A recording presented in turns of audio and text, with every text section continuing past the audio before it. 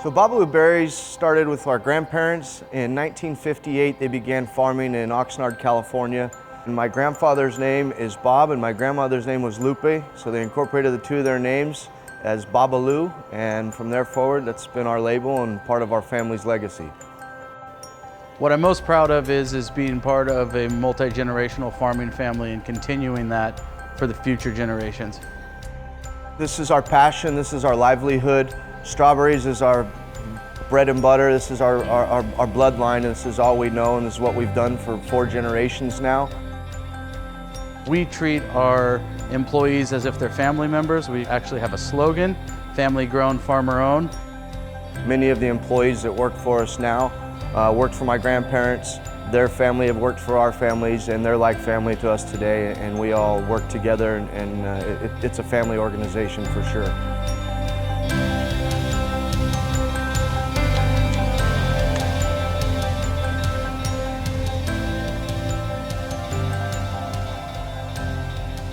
We start with a blank piece of ground every year, so the complete ecosystem is installed and removed and installed year in, year out. There's about 28,000 holes per acre, and we're putting a plant in each hole by hand, and then 90 days later, we're picking them by hand. If there was one thing I wanted to be known for as a family, is the strawberry packer. Because the art of getting that strawberry uniformly in a box, in a presentable fashion, is the art of the game.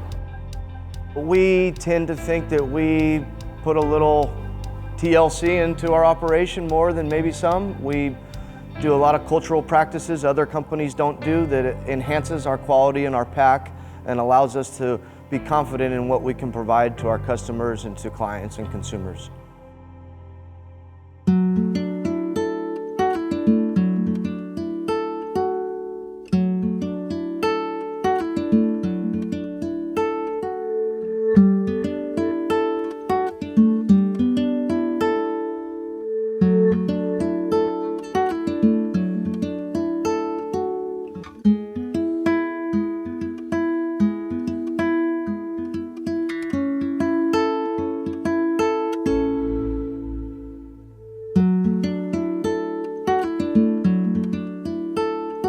It's Kristen from Bobalu Berries, and we are 3rd generation strawberry growers here in California. And we just got back from the ranch and we brought home some strawberries, and I wanted to show you how we would prepare our fresh strawberries for eating, or if you're not gonna eat them right away, what we would do in that case. So when we get home and say you're not going to be eating your berries right away, do not wash them because you don't want any moisture getting on the berries and then be put in the fridge for mold purposes. So what we would do is take them out. Beautiful, huge strawberries.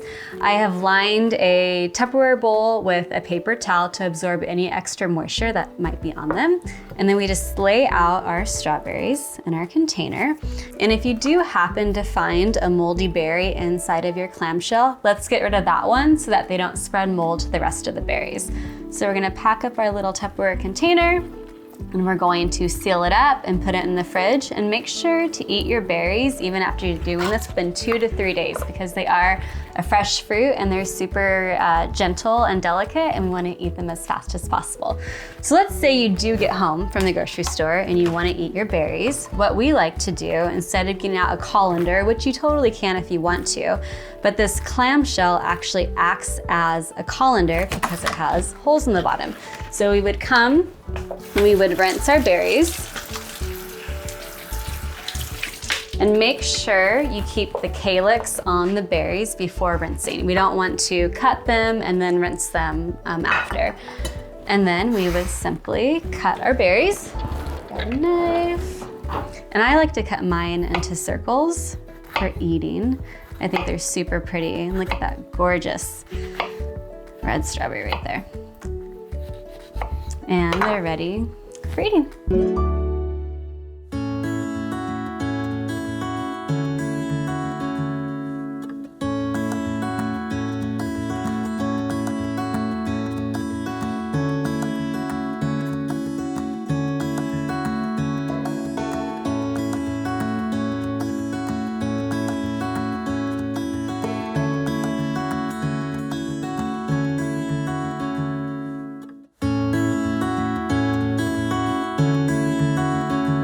It's Kristen from Bobalu Berries, and today we're in the kitchen making a fresh berry brunch charcuterie board. So our grandparents, Bob and Lupe, started Bobalu back in 1962, and we got the name from their two names combined. So Bob-a-Loo. It's kind of fun to say. So we eat fresh berries at home just like you, and this is one of our favorite ways, especially right now with the springtime and the berries are super fresh and delicious. I love to make a charcuterie board to eat for breakfast, for lunch, for dinner. It's everyone's favorite pairings of crackers and cheeses, and of course, fresh strawberries. So today we're gonna show you how to make our version of a berry brunch charcuterie board. Okay, so when building a charcuterie board, I always like to start with the largest things first. So I'm first gonna place a bowl of honey for drizzling, some nice cocktail olives, and then we'll go to our cheeses. And for cheese, to give it kind of a natural look, I always like to break it in half, and then it kind of makes it look more organic. It's all about the presentation when it comes to a charcuterie board. Put some big anchoring grapes on the end, and I'm gonna save the middle for our beautiful strawberries. So I'm just gonna kind of pile them up. If you want to, you could cut the tops off of them first so that people don't have to put the calyx somewhere else, but I think the calyx are quite beautiful, especially right now in the springtime with these gorgeous strawberries. So we'll kind of build these up. And then we'll put some crackers out. When you put your crackers, you can kind of fan them to the sides. And I love to give different colors and different textures because it just adds a lot of depth to the board. Let's put some salami. This is my daughter's favorite. She's just like her dad. Loves, loves, loves salami.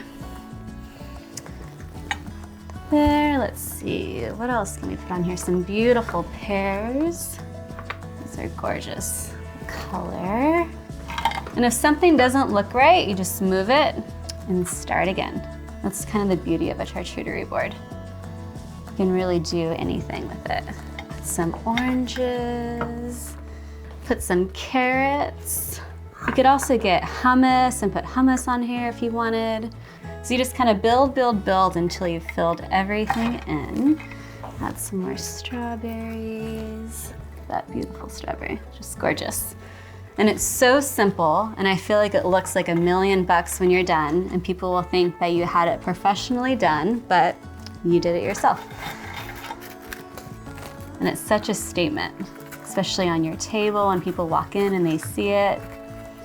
And since we're having our berry brunch, I thought I would cut up some strawberries and put them in champagne flutes, and then we can top them with champagne. So I love to cut them and then float them in the bottom of the champagne flute. And then when your guests arrive or your friends arrive or just you can top it with the champagne. And we'll pop our champagne carefully.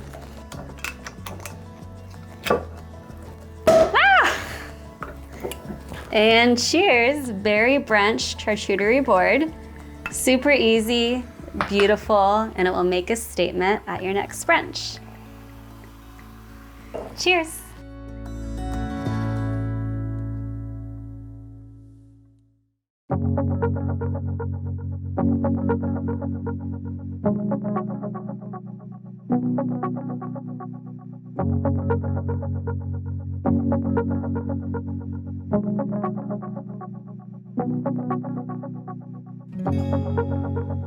We recycle everything that comes off of the ranch. We have what they call an integrated pest management program, where we're using beneficial insects to eat the predators, and any other type of thing we can do with the fruit itself. We find every outlet we can. So we have a little bucket to use that fruit to make other byproducts, juices and concentrates, and be as close to zero waste as possible.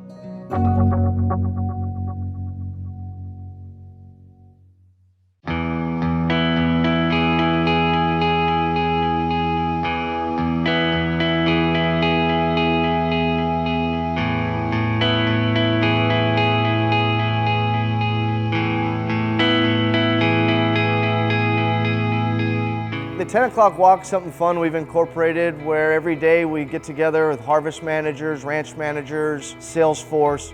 We take a quick breeze around the field, talk about what's going on, issues, problems that may have arisen, feedback from sales, feedback from field staff, and things that we may be doing day to day, and just constantly trying to improve our quality and pack and what we can produce for our customers.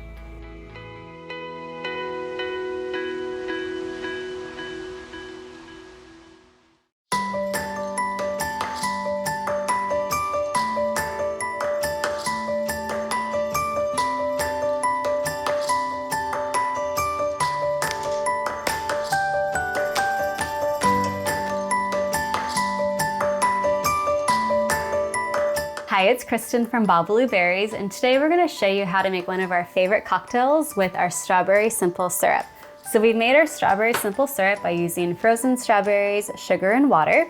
And now we're going to make one of our all-time favorite classic vodka strawberry basil cocktails. And you can use this simple syrup with any kind of cocktail, any kind of alcohol, but this is one of our go-tos, especially for the summertime.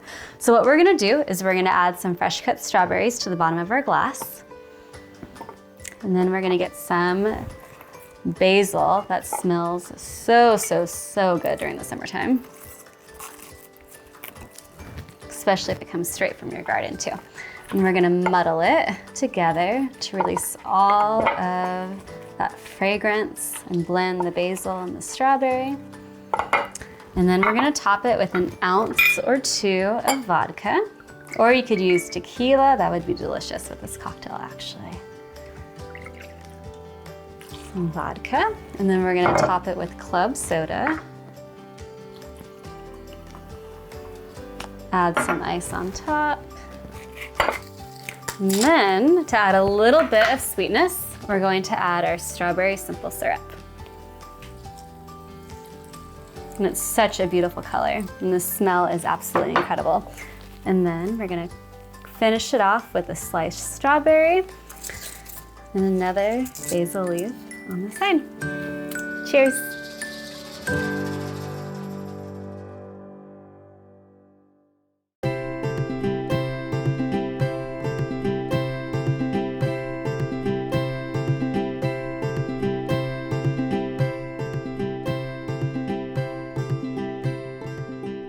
Hi, it's Kristen from Bobalu Berries, and here at Bobalu, we are all about using every last berry. We never want to see a berry go to waste. So I want to show you what we do when our berries start nearing the end of their fridge life. So we like to freeze them. So instead of throwing all of your berries into a plastic bag and putting them in the freezer, we like to freeze them individually first. So I like to cut off the ends of my berries, the calyx, and place them on a lined baking sheet with parchment paper. So by doing this, we're gonna freeze each berry individually, and then when you put them in your Ziploc bag, they won't get all frozen into a big bundled mess, essentially. I think we've all seen how those frozen, berry bags are. So by doing this, and I would place it in the freezer, I'm gonna show you some that I've already done. So on these were nearing the end of their shelf life, and so I went ahead and cut off some of the bad parts that might have been on them, and I froze them for a few hours, and now I'm gonna throw them into my plastic bag. And when you put them back in the freezer now until you're ready to use them, they're all gonna freeze individually. So now if you only needed to take out 2 or 3 strawberries for a recipe, you wouldn't have an issue getting them up. So there's our little tip on how to freeze berries.